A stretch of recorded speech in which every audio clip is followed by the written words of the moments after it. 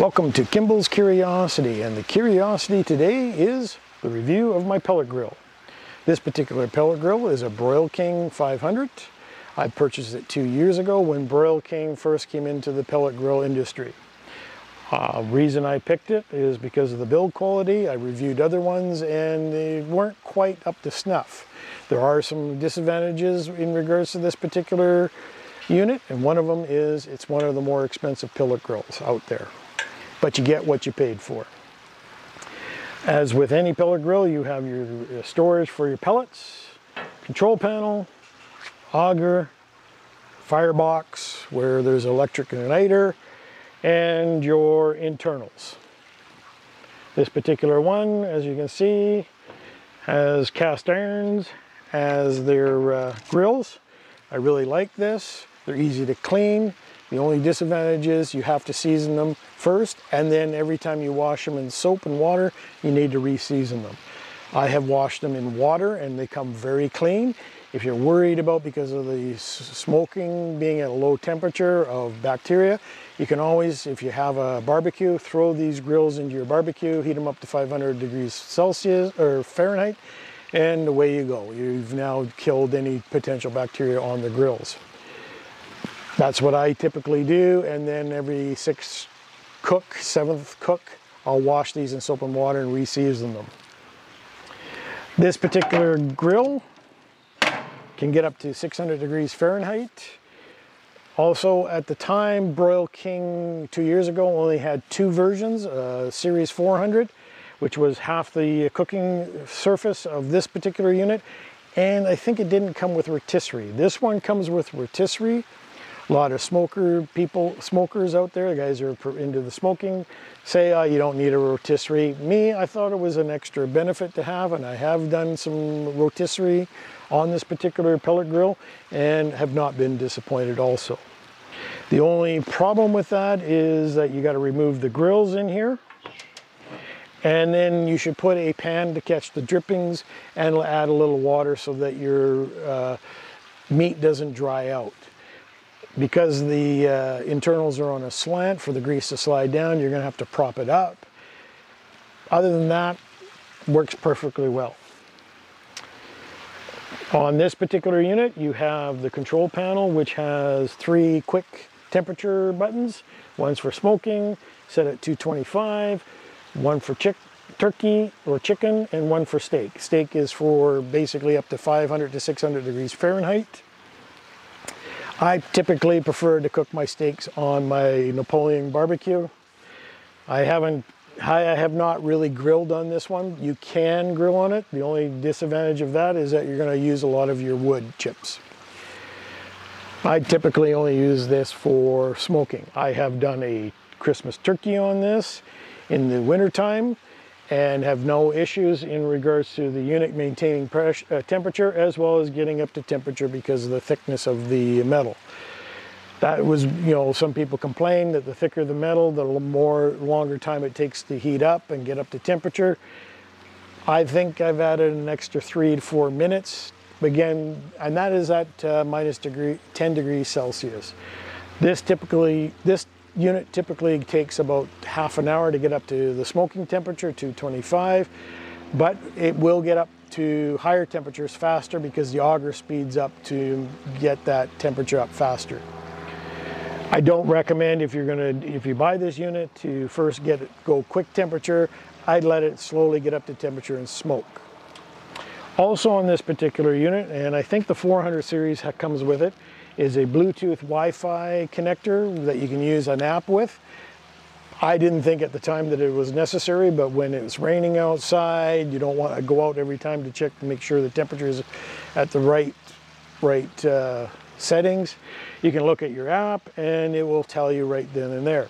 Oh, and I forgot to also mention that it comes with 2 temperature probes that you can connect to, and it comes with 2 temperature probes. Other units only have 1 temperature probe. I find the 2 temperature probes beneficial, as, like I said, I have cooked brisket, pulled pork, ribs, turkey, and I have made bacon. And those 2 probes come in handy. and that's as I come in handy. What else can I tell you about it before I show you the internals? I can't think much else. Like I said, the build quality, like look at this lid, I'm going to drop it here. That's what I like about it. Some of the other ones, the lid seems to be an afterthought. It keeps the smoke in fairly well. Oh, and again, the temp up here is the chimney where you can adjust as much smoke in and out, circulating.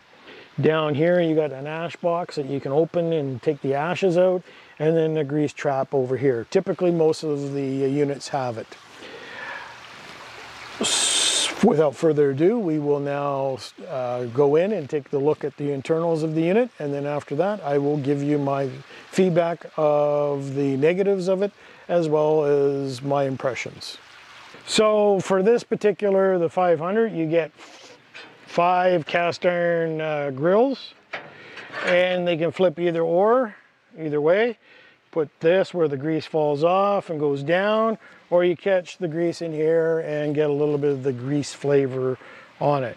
I've used them both ways. When I make my bacon, I usually leave it with this so that the grease goes in there and keeps giving the flavor to the bacon. So we'll take these off right now. Show you what else is in here. What's the makeup?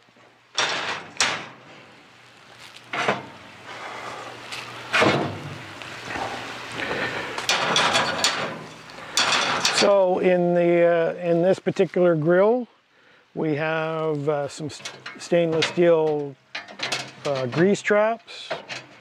Sorry, not grease traps, but deflectors, where the grease goes down, and you slide them in like that. The reason they're so clean, because like I said, it's been 2 years, is I put aluminum foil on these. As you can see, they're still not 100% keeps the grease out of it and buildup.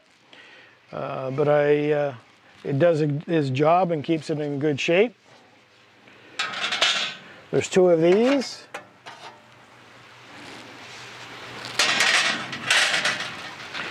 And then inside we have the slide here where the grease goes down into this location down here, and then into the grease catcher down below. Again, I put tin foil on here, and I put tin foil on this to try to keep them in a clean as possible. As you can see from here, that they're in fairly good shape. I didn't do it the first time, that's why all this is built up on here. But I found putting tin foil on is the best bet. Unfortunately, one of the drawbacks of what happens is that the tin foil draws the grease over here, and sometimes it builds up here. Put this over here. Sorry about that. And this is the grease, where all the grease goes down and into this little device here. What we have here is the heat deflector over the burner hopper. So this comes out like this, and you put it over here, and as you can see down below, that's where the hopper is, and that's where the pellets go in and burn. And then this is just another little deflector for deflecting a little bit of the heat upwards. One of the things in regards to this particular pellet grill, and I don't know with the other ones, is that there's a lot of buildup of the dust from the ashes around here. And so usually, depending on the cook you're going to do, if I do a brisket, I definitely have to clean it after, come in here and vacuum it all out, because there's a lot of it.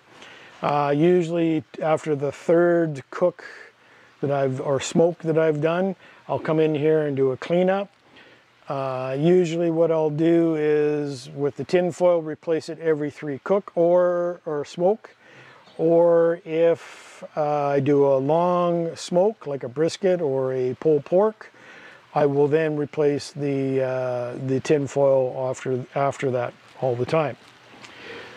Like I said, the only problem I found is that there's a lot of ash buildup from this particular pellet grill. Now, I don't know if that's common in the other ones, as this is my first experience with this one. I'm hoping that I reach out and get a sample of the other ones to test out. But so far in the last 2 years, I have been very impressed. So, my impressions. As I said before, build quality, great. Very impressed. Very sturdy, easy to assemble. The temperature keeps maintaining at 225, never had an issue. 300, it maintains that temperature at the right temperature settings. The dial here does only go up 5 degrees Fahrenheit each time. I don't know if I mentioned, but it gets up to 600 degrees Fahrenheit. I've only had it up to 550. You need to get it up to at least 500 for your initial burn-in to get all the chemicals off the surface. But after that, I've not had any issues. Like I said, the control module, the Wi-Fi has been really decent. The only problem is the range isn't the greatest. So, the disadvantages. One of the disadvantages is the smoke backfills through the auger and then comes out of the hopper container. Broil King says that's normal for this unit. I honestly don't know if other smokers do that, as I haven't seen anybody review that and say that the smoke comes back through to the hopper box. One of the things I might do is add a rubber seal on here to try to maintain the smoke inside so that the smoke goes through and out the chimney.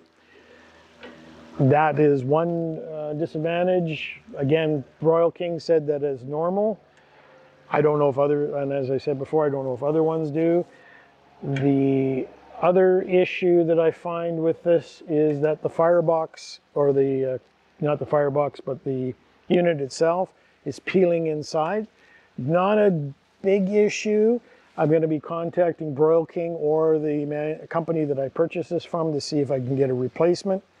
Over the 2 years, it's been slowly peeling and slowly getting worse, so I need to find out some information on that and whether or not they will replace it. But overall, I've been very impressed. I would, in my opinion, give it an 8.5 out of 10 because the disadvantages are not the greatest compared to the advantages of the build quality, the way it maintains temperature, the 2 temperature probes. Oh, and one other disadvantage is the price. This is $1,600 Canadian, this particular unit. There is, like, Broil King has now got 5 units. The larger unit is $1,800. It's a little bit bigger cooking surface, but has everything that this one currently has. The other 3 are a little bit cheaper, with the starter unit about $1,000. But again, as I said before, build quality is number one, so you're paying for that premium price of build quality. Yes, there are cheaper smokers out there that you can get, but in my opinion, this is worth every penny for a pellet smoker. I'm hoping to get into some other ones and review other smokers as my channel grows. If you like what I've said, hit the like button, leave a comment. If you want some other feedbacks in regards to this particular unit. Other than that, take care and peace out.